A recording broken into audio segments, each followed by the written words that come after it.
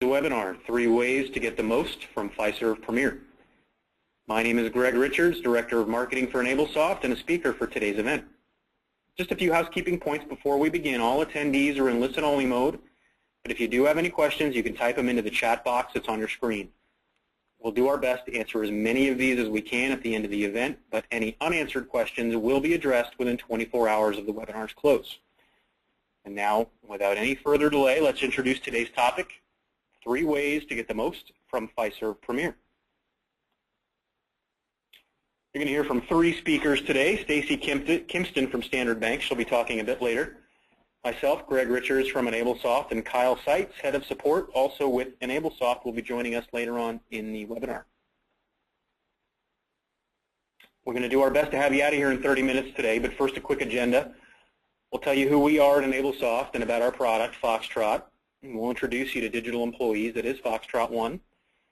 Stacy Kimpston will talk to you a bit about her use of Foxtrot at Standard Banks, and then we'll wrap up and we'll have you out of here. So first, just a little bit about us at EnableSoft. Who are we? Well, EnableSoft is really all about what's possible today. We're an innovator in productivity and innovation solutions and efficiency solutions for over 18 years. We're a partner to nearly 500 banks and credit unions. Of that, we call 1/3 of the top 1,000 banks and 1/2 of the top 100 performers customers. So that's EnableSoft, but what about our product, Foxtrot? We'll be talking a lot about it today.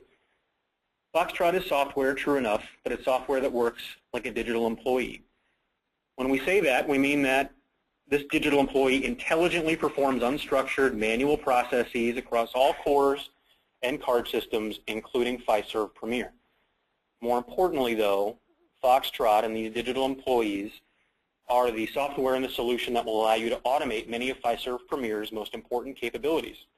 And we're going to go into 3 ways in which we can do that here in these following slides. So when we talk about getting the most out of Fiserv Premier with digital employees, we're talking about several things, the first of which is name and address merges. So let's talk about that now. For Premier customers who've recently moved away from or been moved away from the portfolio model that was introduced a little more than 2 years ago, you've probably been left with multiple records for each of your many, many customers. To better understand the total relationship among and between the multiple accounts of each customer and create what we here call a customer-centric view, we need to be able to merge these multiple accounts under one name and one address. And that's exactly what digital employees empower banks and credit unions to do for themselves. For those of you watching and listening who have maybe multiple records for multiple customers, either as a result of that portfolio, that move away from that portfolio model, or by double data entry by some of your tellers, or for any other reason, our digital employee software can replace the manual efforts by going into Premier, seeking out duplicates, and merging or eliminating some of those records. Is there some human effort required beyond simply instructing the software what to do? Of course there is, sure. For every instance where multiple records and accounts exist for a single customer, your representatives will need to identify the surviving record, or what we call the surviving record. Identifying things like social security number and addresses that will match, and then executing the process. But rather than having a staff member physically copy and paste the data into accounts, they can build value elsewhere by serving customers or coming up with that next great idea while the technology handles this for them. So let's talk about application 2, where digital employees help you get the most from Fiserv Premier, and that's user-defined data fields, or Flexfields. One advantage to using digital employees here is that instead of real ones, is that we can create and populate Flexfields in all accounts, or even a subset of accounts automatically while we're performing other tasks, right? So we can use digital employees to create and populate fields based on account relationship, for example, or some other unique identifier like how the account was opened. So Stacy, when she comes on a little bit later, is going to share an example of the former. But in the case of the latter, we can instruct our digital employees to search for all accounts that were, say, opened online or opened in a branch, create that flex field, and then insert that value. Or we can identify customers by state, for example, and then create a flex field to be populated with a particular tax rate or some other code that's unique to us. So here, digital employees are helping you to maximize the capabilities of flex fields and do it automatically. And then the third application, that third way to get the most from Fiserv Premier is by automating mass data changes. So mass data changes until now had to be made in sort of an all or nothing way. Today with digital employees, though, we can make specific changes to segments of our database automatically. And I'll illustrate this by telling you we do have a customer based in Illinois who's using this technology to automatically move certain segments of their database, of their customer base, excuse me, to new DDA products automatically. Their marketing department assessed the spending and saving habits of customers and created new products with varying interest rates, perks, rules, etc. that fit those lifestyles. They then segmented those customers by product and put their digital employee to work changing each individual customer to one of the new products they've created. The software references each customer by name or social, references the new product, and changes that product type automatically. So again, here we're maximizing our ability to make discrete changes on a mass scale while eliminating manual work. This is much more than simply a mass data maintenance tool. Kyle is going to show you a little bit more about how this is done later on. So let's talk about how you're doing it now. In all likelihood, you're doing this through manual unstructured processes, custom programming, or outsourcing. All three work in their own unique way, but they've got sort of varying levels of effectiveness and efficiency. With manual unstructured processes, of course, you're risking error anytime you have a human being manually entering data. You're wasting time and you're missing opportunities. These employees are entering and changing data by hand rather than out on the floor serving customers or, again, coming up with that next great idea. Custom programming is effective if you've got the technical expertise in-house, but it can be time-consuming, and at the end of it, you're left with essentially a custom program that performs one task versus, say, employing a digital employee who can do many, many things with much less effort. Or, of course, you can outsource to a third party. Again, we're looking at sort of a single-use application. You've lost control because you're now passing that task on to someone outside of your organization, and in many cases, it can be quite costly. Or you can get Foxtrot. Foxtrot's 100% accurate every time, unlike manual data entry. There is no manual data entry with Foxtrot or programming. Automates functionality like we've just seen in Fiserv Premier, and even integrates your core with disparate applications. So if your core and LOS are not integrated, or your core and card issuance platform are not integrated, Foxtrot can make that a possibility today. Quickly, this is Foxtrot. We'll see it more in depth in just a few minutes, but again, Foxtrot is a software that moves data within the core and between your core and disparate platforms, or even between disparate platforms themselves. Enters and changes data just like you would, but much, much faster. And its smart scripting technology ensures fast, accurate scripting and fast execution every single time. So now I'm going to introduce and bring on Stacy Kimpston with Standard Bank. Stacy's been an assistant vice president with Standard Bank, and she's been with the company for over 7 years. And she is a key Foxtrot user at Standard Bank, and she's going to share her story and illustrate her story with all of you. Take it away, Stacy. Thank you, Greg. A little bit about Standard Bank. We were established in 1947. We are currently a Fiserv Premier Bank. We are processed by Brookfield, Fiserv Brookfield, since 2006. And we are based in Chicago, Illinois, with 40 branches in the Illinois and Indiana area. We are about approximately $2.2 billion in assets. And since my career here at the bank, at the end of 2006, we have been using Foxtrot 1. They were just changing over from Foxtrot LE to Foxtrot 1, and that's where we are today. I use Foxtrot at least once a week for many different reasons, but some of the recurring projects we do with Foxtrot are the ones listed here on this screen, and I'm going to talk a little bit about each one of these here on the next slide. Our householding Flexfield process is something that we currently do at the beginning of each month, but initially this was a very huge undertaking. We currently keep our business and personal accounts that belong to the same individual or family in separate portfolios. We also have customers that may own different businesses, and those are also stored in different portfolios. And because of that, it was very hard to truly view the total relationship of an entity. And a little bit of background on how Foxtrot did help and continues to help us with this is that in 2008, the bank purchased a third-party profitability application, and that focused us that forced us to come up with a way to link those accounts in order to best analyze our relationships across different ports. Our MCIF was, and it currently is used to generate a household number, and that links accounts across different portfolios. We decided to use Foxtrot to add that number as a flex field to every account in the core across all applications. When the project was started, we had a total of 118,000 changes that need to be made. So we decided to purchase additional licenses of Foxtrot. So we had 8 licenses total, and we were able to complete all of those changes in just a few weeks. At the time, we had considered contacting Fiserv and having them do mass maintenance for us or doing some custom programming. But after evaluating everything, we wanted to get it done as soon as possible. And with the testing time Fiserv would have needed, along with getting on their books, not to mention the cost that could have been involved, we just decided to purchase the extra licenses of Foxtrot and were able to get it done fairly quickly. Today we run a business analytics report after month end to determine what new accounts were opened so that household number can be assigned to the new accounts.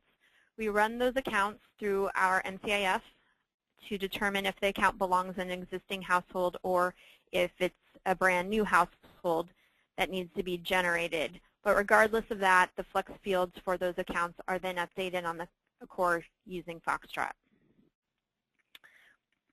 The second thing on the list is our responsibility code maintenance. This is something that we try to keep up on very diligently. At account opening, an employee opening will most oftentimes be assigned as the responsibility code on an account. We rely on that responsibility code very, very often as we use that person as follow-up for the customer if we need to get a hold of them for any reason.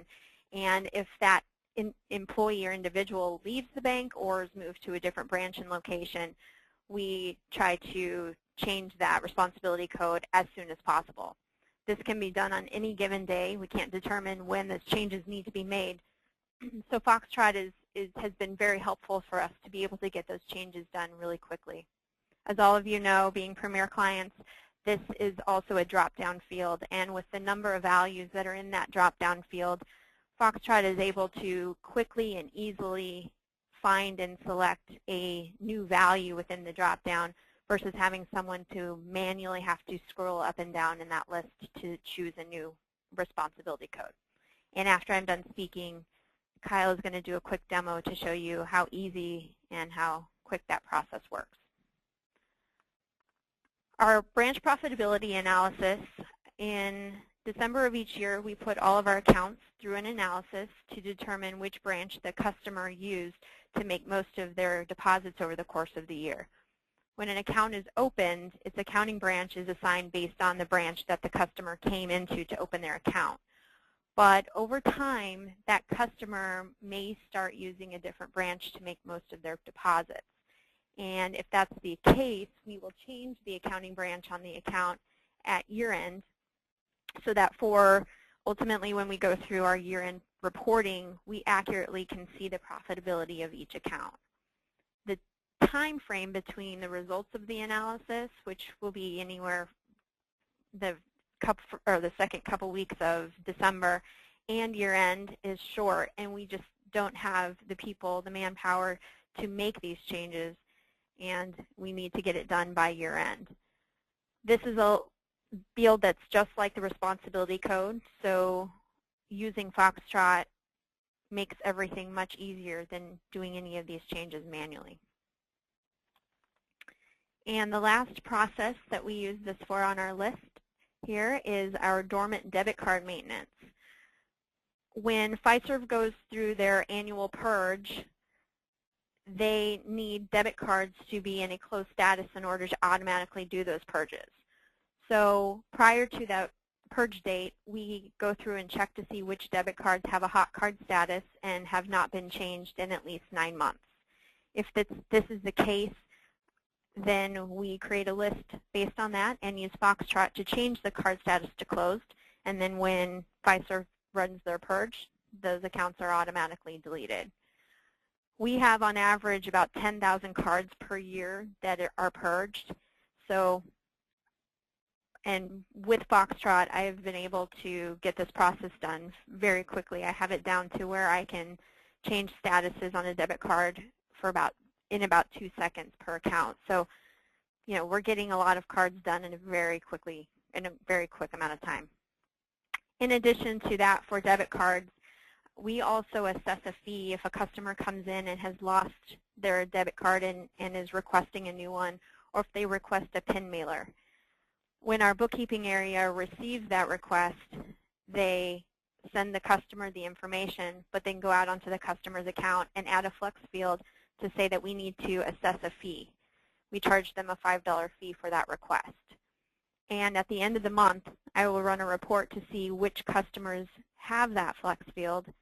I use Foxtrot to build a block to charge all these accounts the $5 fee, and then I go back out onto the account and I delete the flex field so that that may be added for the next month. And those are just a few examples of the way that we use that here at the bank, or use Foxtrot here at the bank. And with that, I'm going to hand it on over to Kyle, who's going to do a quick demo. Thank you, Stacy. I'm going to go ahead and flip the presentation over to you.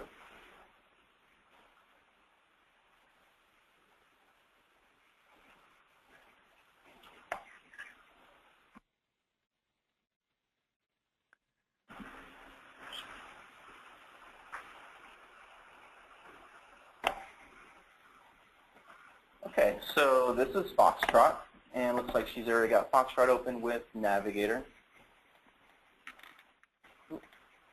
Go ahead.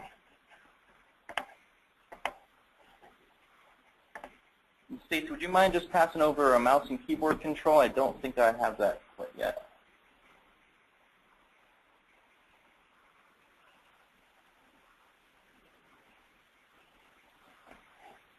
Oh, there we go.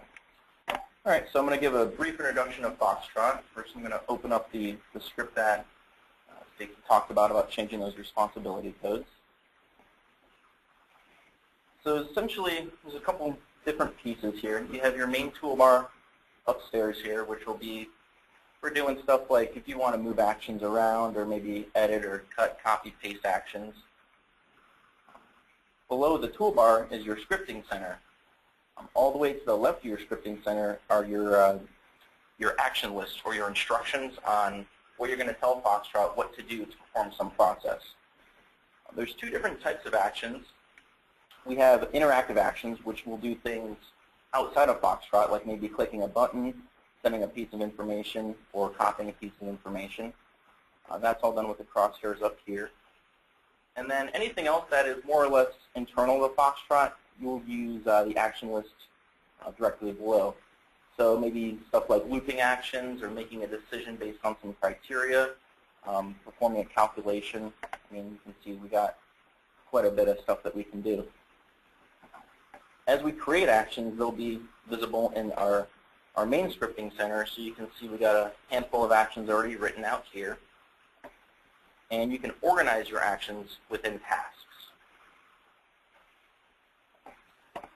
Down below, we have our View Center. This is where you'll be able to view any data you have loaded in or any maybe lists or special variables that you create that helps Foxtrot perform that process. And then directly below that is just our Run Center, in which you can specify how you want to run Foxtrot and more or less click play and set the speed that you want the script to run at. So before we go ahead and hit play on this, I'm going to just bring in the data set that we have off of her desktop.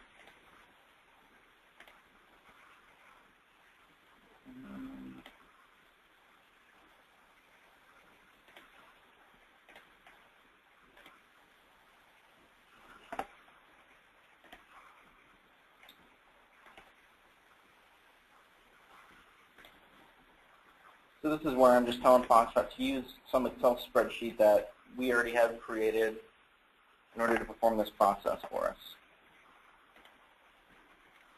And Stace, can I have you log in for us?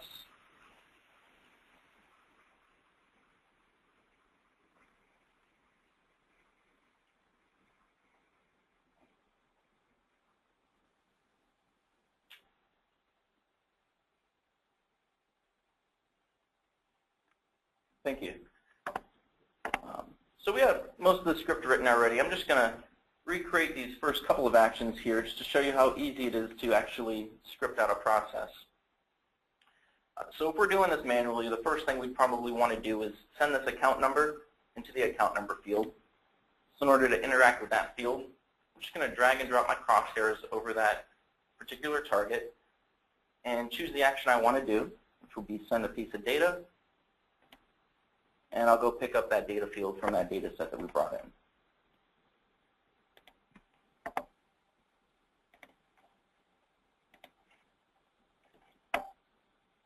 And then next thing we'll do is we'll just click Submit to bring us to that next page. And notice as I'm doing this, I'm not using any code. I'm just simply dragging and dropping the same way as you would maybe teach a new employee how to perform some process. So there's no code involved.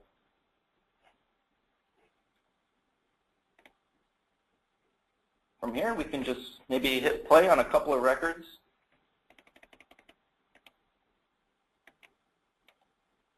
At about 25% speed.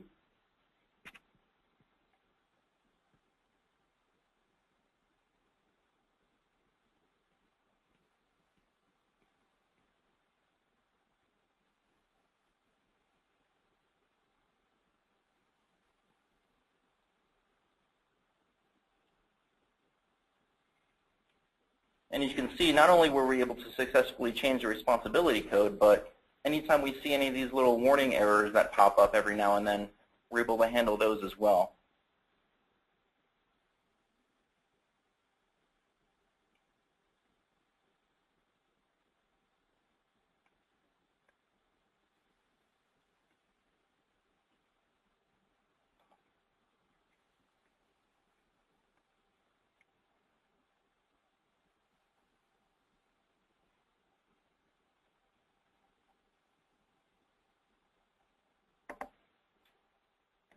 So at this point, I'm going to throw this on a little bit of a quicker speed, and I'll put these two side by side so we can actually see what's going on here.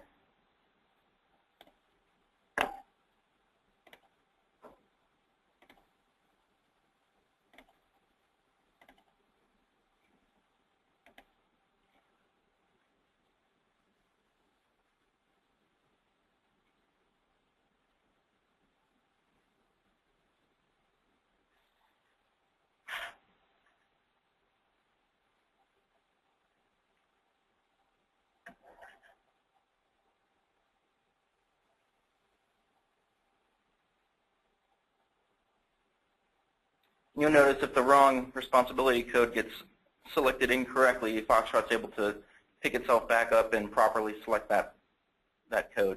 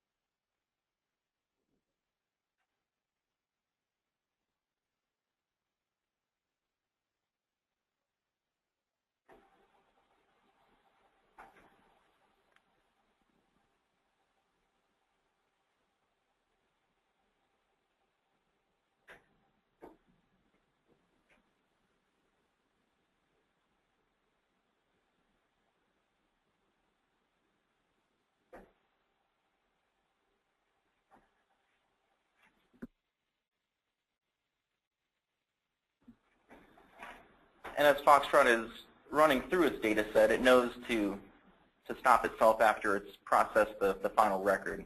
We'll move through those records so that we don't process the same record twice.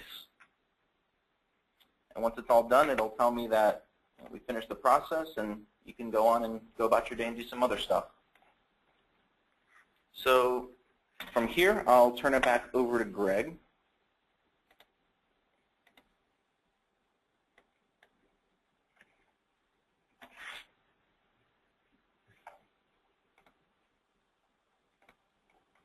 Okay, well done, Stacy and Kyle. Thank you very much for your help today. Well, unfortunately, we're kind of getting down to the deadline, so we don't have much time for questions, but we do have time for a couple of questions. So this is your opportunity. If you've got any questions about Foxtrot or about what you've seen here today, go ahead and enter them into your question field or your chat box on your screen. We've already received a couple.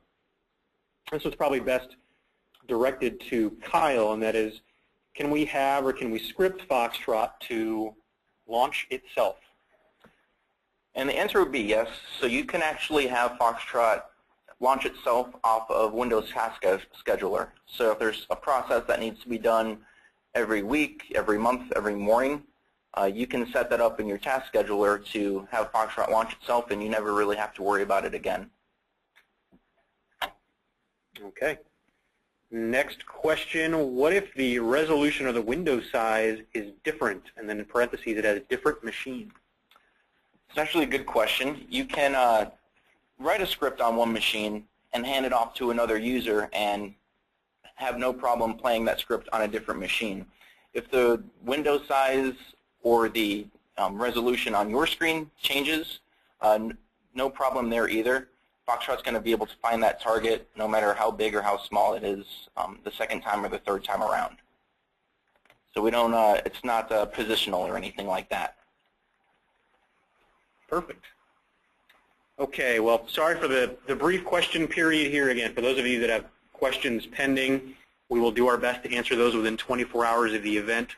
And we'll give you an email address later on where you can send us some additional questions after the webinar. Let's go ahead and quickly wrap up here with some next steps. What are we going to do, or what we recommend you do today or as soon as possible? And that first thing is contact EnableSoft for a proof of concept. Now the POC, or proof of concept, is where we demonstrate Foxtrot in your environment. We'll actually install it for you locally and solve a real problem that you have with Foxtrot and prove it before you buy it. Step 2 is to download this presentation. We're going to send it to everybody that's in attendance today via email. And step 3 is that we ask you to share that information, share that presentation among your coworkers who couldn't make it today, operations, IT, lending, everybody that couldn't be here today should probably see that presentation. You can contact EnableSoft at the 800 number you see here. You can send us an email, of course, for any inquiries. If you have any questions about Foxtrot or what you've seen here today, or to schedule a demo, call us at 800-215-9397. Email us at sales@enablesoft.com or simply visit our website. And then before we leave today, first of all, we want to thank everybody for attending. Obviously, we really appreciate it. We know your time is valuable, and we are grateful that you've chosen to spend some of it with us. But before we leave, we want to share a quote from Henry Ford, who is not a banker, but knew something about efficiency nonetheless. And Henry Ford said famously, if you need a solution and don't buy it, then ultimately you'll find that you have paid for it and don't own it. And certainly that's true with many things, including Foxtrot, and we ask you to keep that in mind and contact us at your convenience. So thanks very much, everybody. Enjoy the rest of your afternoon.